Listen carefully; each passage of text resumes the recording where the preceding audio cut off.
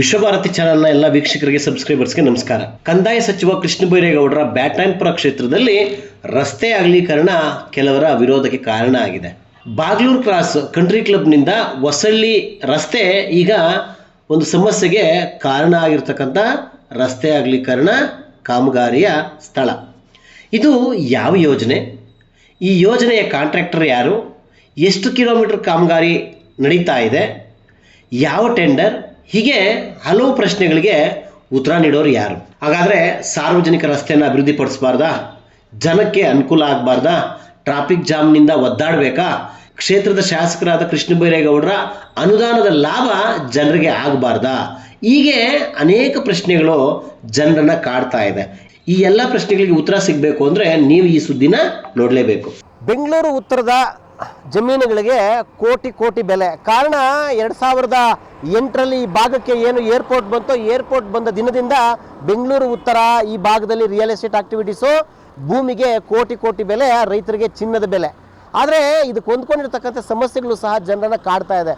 ಕಾರಣ ಅಭಿವೃದ್ಧಿ ಹೆಸರಲ್ಲಿ ಸರ್ಕಾರಗಳು ಅಥವಾ ಶಾಸಕರು ಮಾಡ್ತಕ್ಕಂಥ ಕಾಮಗಾರಿಗಳು ಯಾವುದು, ಯಾವ ಯೋಜನೆ ಏನು ಅಂತ ಗೊತ್ತಾಗದೆ ರೈತರು ಸಹ ಅನೇಕ ತೊಂದರೆಗಳಿಗೆ ಒಳಗಾಗ್ತಾ ಇದ್ದಾರೆ. ಈಗ ನಾವು ನೋಡ್ತಾ ಇರ್ತಕ್ಕಂಥ ದೃಶ್ಯ, ಈ ರಸ್ತೆ ಇದು ಬೆಂಗಳೂರಿನ ಕಂಟ್ರಿ ಕ್ಲಬ್ ಜಂಕ್ಷನ್ನಿಂದ ಹೊಸಳ್ಳಿಗೆ ಹೋಗ್ತಕ್ಕಂಥ ರಸ್ತೆ. ಈ ರಸ್ತೆಯ ಸುಮಾರು 40 ಅಡಿ ರಸ್ತೆನ ಅಭಿವೃದ್ಧಿ ಪಡಿಸ್ತಾ ಇದ್ದಾರೆ ಶಾಸಕರು, ಸನ್ಮಾನ್ಯ ಕಂದಾಯ ಸಚಿವರಾಗಿರ್ತಕ್ಕಂಥ ಕೃಷ್ಣ ಬೈರೇಗೌಡರು.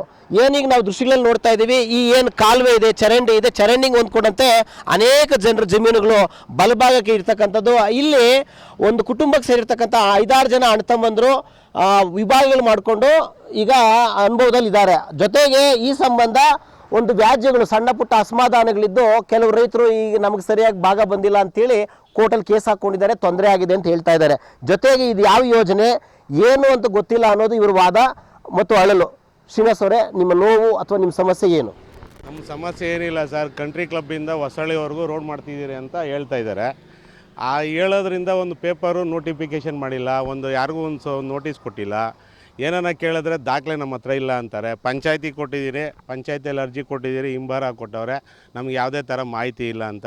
ಬೆಂಗಳೂರು BBMP ಆಯುಕ್ತರು ಕೊಟ್ಟಿದ್ದೀರಿ, ಅವರು ನಮ್ಮ ಹತ್ರ ಏನು ಮಾಹಿತಿ ಇಲ್ಲ ಅಂತ ಹೇಳ್ತವ್ರೆ. ಎಲ್ಲ ಥರ ದಾಖಲೆ ಕೊಟ್ಟರು ಯಾರ ಹತ್ರನೂ ಏನೂ ಮಾಹಿತಿ ಇಲ್ಲ. ಏನು ಆಧಾರದ ಮೇಲೆ ಇವ್ರು ರೋಡ್ ಮಾಡ್ತಾವ್ರು ಅನ್ನೋದು ನಮ್ಗೆ ಗೊತ್ತಿಲ್ಲ. ಕೇಳೋಕ್ಕೆ ಹೋದರೆ ಒಂದು ಪ್ಲ್ಯಾನ್ ಅಪ್ರೂವಲ್ ಇಲ್ಲ, ಒಂದು ಯಾರ ಹತ್ರನೂ ಏನೂ ಒಂದು ನೋಟಿಸ್ ಇಲ್ಲ, ಯಾರ ಜಮೀನು ಎಷ್ಟು ಬರ್ತದೆ ಅನ್ನೋದು ಒಂದು ಯಾರಿಗೂ ಒಂದು ನೋಟಿಸ್ ಮಾಡಿಲ್ಲ. ಸಂಬಂಧಪಟ್ಟಿರೋ ಕೇಳಿದ್ರೆ ನನಗೆ ಗೊತ್ತಿಲ್ಲ ಅಂತ ಹೇಳೋದು ಬಿಟ್ಟರೆ ಬೇರೆ ಏನು ಹೇಳ್ತಾ ಇಲ್ಲ. ಈಗ ಶಾಸಕರ ಅನುದಾನದಡಿ ಈ ರಸ್ತೆ ಜನಕ್ಕೆ ತೊಂದರೆ ಆಗಿತ್ತು, ಆ ಕಾರಣಕ್ಕೆ ರಸ್ತೆನ ಅಭಿವೃದ್ಧಿ ಪಡಿಸ್ತಾ ಇದ್ದೀರಿ. ಇದು ಸರ್ಕಾರಿ ದೊಂಗರ ಇದೆ, ಇನ್ನು 34 ಅಡಿ ಅಥವಾ 40 ಅಡಿ ಹೋಗುತ್ತಾ ಆ ಕಡೆ ನಿಮ್ಮ ಜಮೀನುಗಳಿರೋದು ಪಕ್ಕದವ್ರು ಹೇಳ್ತಾರೆ. ಅವ್ರು ಹೇಳ್ತಾವ್ರೆ ಸರ್ಕಾರಿ ದೊಂಗರ ಐತೆ ಅಂತ ಗೊತ್ತಿದೆ ತಾನೇ. ಅದನ್ನು ಸರ್ವೆ ಮಾಡಿ ಇಷ್ಟಡಿ ರೋಡ್ ನಾವು ಮಾಡ್ಕೊತಾ ಇದ್ದೀರಿ ಅಂದ್ಬಿಟ್ಟು ಒಂದು ದಾಖಲೆ ಕೊಡಲಿ. ನಮಗೇನು ಅವ್ರೇನೋ ಏನೋ ಮಾಡ್ಕೊಳ್ಳಿ, ಬಿಲ್ಡಿಂಗೇ ಕಟ್ಕೊಳ್ಳಿ, ನಮ್ದೇನು ಅಭ್ಯಂತರ ಇಲ್ಲ. ಈಗ ನಿಮಗೆ ಇದು ಯಾವ ಯೋಜನೆ ಬೇಕು ಗೊತ್ತಾಗಬೇಕು, ಇದು ಪ್ಲ್ಯಾನ್ ಅಪ್ರೂವಲ್ ಆಗಿದೆ ಇಲ್ಲ ಅನ್ನೋದು ಗೊತ್ತಾಗಬೇಕು. ಎಷ್ಟು ಅನುದಾನ ಕೊಟ್ಟಿದ್ದೀರಾ, ಯಾರ್ದು ಯಾವ ಸೆಕ್ಷನ್ ಇದರಲ್ಲಿ ಬಂದಿದೆ ಅಂತ ಯಾರಿಗೂ ಗೊತ್ತಿಲ್ಲ. ಎಲ್ಲ ನಮ್ಮ ಹತ್ರ ದಾಖಲೆಗಳವೆ. ಈಗ ನಿಮ್ಮ ನೋವು ಕೋರ್ಟಲ್ಲಿ ಕೇಸ್ ಇದೆ, ನಮ್ದು ಪತ್ತೆ ಕನ್ಫರ್ಮ್ ಆಗ್ತೀರಾ, ನೀವು ಯಾಕೆ ಕಾಮಗಾರಿ ಮಾಡ್ತೀರಾ ಅನ್ನೋದು ಕೋರ್ಟ್ ಡಿಸೈಡ್ ಆಗೋವರೆಗೂ ಏನು ಕಾಬೂರು ಇದೆ ಮಾಡಬಾರ್ದು. ಬೇಕಾದ್ರೆ ಅವ್ರು ಕೆಳಗಡೆ ಬೇಕಾದ್ರೆ ಮಾಡ್ಕೊಳ್ಳಿ, ಮೇಲ್ಗಡೆ ಏನೋ ಬೇಡ್ಕೊಳ್ಳಿ, ನಮ್ದು ಅಬ್ಜೆಕ್ಷನ್ ಇಲ್ಲ. ನಮ್ದು ಅಳಲು ಇಷ್ಟೇ. ಇದು ಶ್ರೀನಿವಾಸ್ ಅವರ ಅಳಲು. ಈ ನಮ್ಮೇನು ಮುಂಭಾಗದಲ್ಲಿದೆ ಈ ಜಮೀನು ಒಂದು ಕುಟುಂಬಕ್ಕೆ ಸೇರಿರ್ತಕ್ಕಂಥ ಏನೋ 7 ಜನ ಅಥವಾ 6 ಜನ ಅಣ್ಣತಮ್ಮಂದಿರಿದ್ದಾರೆ. ಅದರಲ್ಲಿ ಇಬ್ಬರು ಹೆಣ್ಮಕ್ಳಿಗೂ ಸಹ ಆ ವಂಶವೃಕ್ಷದಂತೆ ಹೆಣ್ಮಕ್ಳಿಗೂ ಸಹ ಭಾಗ ಆಗಿದೆ. ಆ ಭಾಗದಂತೆ ಏನೋ ಗಂಡ್ಮಕ್ಳು 5-6 ಜನ ಏನಿದ್ರು ಅವ್ರದ್ದು ಸಹ ಭಾಗ ಆಗಿದೆ. ಅವ್ರಿಗೂ ಸಹ ಯಾರಿಗೂ ಸಹ ತೊಂದರೆ ಆಗದಂತೆ ಸಂಬಂಧಪಟ್ಟ ಕಂದಾಯ ಇಲಾಖೆ ಈ ಜಮೀನುಗಳನ್ನು ಸರ್ವೆ ಮಾಡಿ ಸಮಸ್ಯೆನ ಬಗೆಹರಿಸಲಿ. ಈ ಸಂಬಂಧ ಪಕ್ಕದಲ್ಲಿರ್ತಕ್ಕಂಥ ಇನ್ನೊಬ್ಬ ಇದ್ದಾರೆ ನಮ್ಮ ಮುಂದೆ, ಅವ್ರನ್ನು ಮಾತಾಡ್ಸೋಣ. ಸರ್, ನಿಜವಾಗ್ಲೂ ಈ ರಸ್ತೆ ತೊಂದರೆನಾ? ಈಗ ಪಕ್ಕದಲ್ಲಿ ಏನಿದೆ ಸಮಸ್ಯೆ ಏನು, ಸಮಸ್ಯೆ ಪರಿಹಾರ ಏನು? ಸರ್, ಇದು ಏನು ಸಮಸ್ಯೆ ಇಲ್ಲ. ಇದು ಶ್ರೀನಿವಾಸ್ ಅವ್ರಿಗೆ ಈ ಜಮೀನಿಗೂ ಏನು ಸಂಬಂಧ ಇಲ್ಲ. ಅವರು ನಮ್ಮ ಅತ್ತೆ ಮಗನೇ ಇರ್ಬೋದು. ನಾವು 5 ಜನ ಅಣ್ತಮ್ಮಂದರು, ಅವರಿಬ್ಬರವರೇ ಅವ್ನು ಪಾರ್ಟಿಷನ್ ಕೇಸ್ ಹಾಕಿದ್ದೀನಿ. ಇದು ಆಲ್ರೆಡಿ ನಮ್ಮ ಸರ್ವೆ ನಂಬರು ಬರೋದಿಲ್ಲ. ಇದು 35 ಸರ್ವೆ ನಂಬರ್ 35 ಖರಾಬು ಓಣಿ ಜಾಗ ಓಣಿ ಇದೆ. ಆದ್ದರಿಂದ ನಾವು ಮ್ಯಾಗಡೆಯಿಂದ ಈ ಕೃಷ್ಣ ಬೈರೇಗೌಡ್ರಿಗೆ ಇದಕ್ಕೇನು ಸಂಬಂಧನೇ ಇಲ್ಲ. ಅದರ ಜಾಸ್ತಿ ಟ್ರಾಫಿಕ್ ಇದೆ, ಏರ್ಪೋರ್ಟ್ ಹೋಗೋ ಗಾಡಿ ಜಾಸ್ತಿ ಇರೋದ್ರಿಂದ ಜಾಸ್ತಿ ಪಾಪ ಒಬ್ಬರು ಸ್ಕೂಲ್ ಮಕ್ಕಳು ಯಾರೂ ಹೋಗೋಕೆ ಆಗ್ತಿರಲ್ಲ ಸರ್. ಅದರಿಂದ ಏನು ಮಾಡ್ಬಿಟ್ಟು ಮ್ಯಾಗಡೆ ಪಾಪ ಕೆಲವರೆಲ್ಲ 10,000 ಅಡಿ ಇದೆ, ಅಲ್ಲಿ ಪಾಪ ಅವರೆಲ್ಲ 4 ಅಡಿ 5 ಅಡಿ ಬಿಟ್ಟವ್ರೆ. 30-40 ಸೈಟಲ್ಲಿ 5 ಅಡಿ ಬಿಟ್ಟವ್ರೆ. ನಾವು ನಮ್ಮ ಜಾಗದಾಗ ಏನೂ ಬಿಡ್ತಾ ಇಲ್ಲ. ಈ ಸರ್ಕಾರಿ ದೊಂಗರ ಈ ಸಂಕಾರಿ ದೊಂಗರ್ತ ಮಾಡ್ತಾ ಇದ್ರು. 35 ಸರ್ವೆ ನಂಬರ್ 35. ಈಗ ಶ್ರೀನಿವಾಸ್ ಅವ್ರು ಕೇಳ್ತಾ ಇರೋದು ಸರಿನಾ ತಪ್ಪ? ಏನು ಕೇಳ್ತಾ ಇದ್ರಲ್ಲಿ? ಈಗ ನಮ್ಮ ವಿಭಾಗ ಮಾಡಿ ನಮ್ದು ಕ್ಲಿಯರ್ ಮಾಡ್ಕೊಡ್ಲಿ, ಆಮೇಲೆ ಏನಾರ ಮಾಡ್ಕೊಳ್ಳಿ ಅನ್ನೋದು. ಕೋರ್ಟ್ ಕೇಸ್ ಹಾಕಿದ್ದಾರೆ, ಕೋರ್ಟ್ ಡಿಕ್ಲೇರ್ ಮಾಡಿ ಬಂದ್ರೆ ಅವ್ರದ್ದು ಅವ್ರು ತಗೊಂಡೋಗ್ಲಿ, ನಮ್ದೇನು ಅಭ್ಯಂತರ ಇಲ್ಲ. ಇನ್ನೊಬ್ಬ ಸಹೋದರ ಇದ್ದಾರೆ.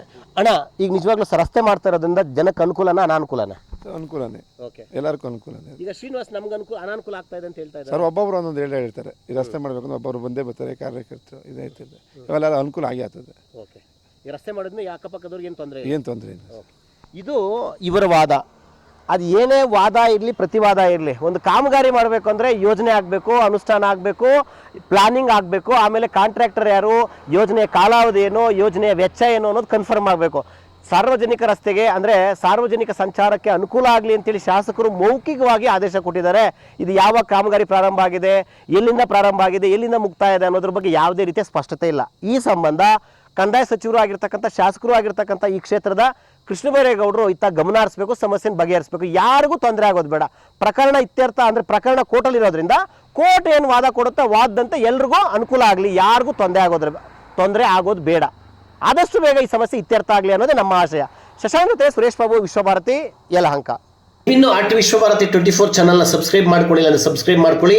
ನಮ್ಮ ವಿಡಿಯೋ ಕಂಟೆಂಟ್ ಇಷ್ಟ ಆದರೆ ಲೈಕ್ ಮಾಡಿ, ಶೇರ್ ಮಾಡಿ, ಕಮೆಂಟ್ ಮಾಡಿ.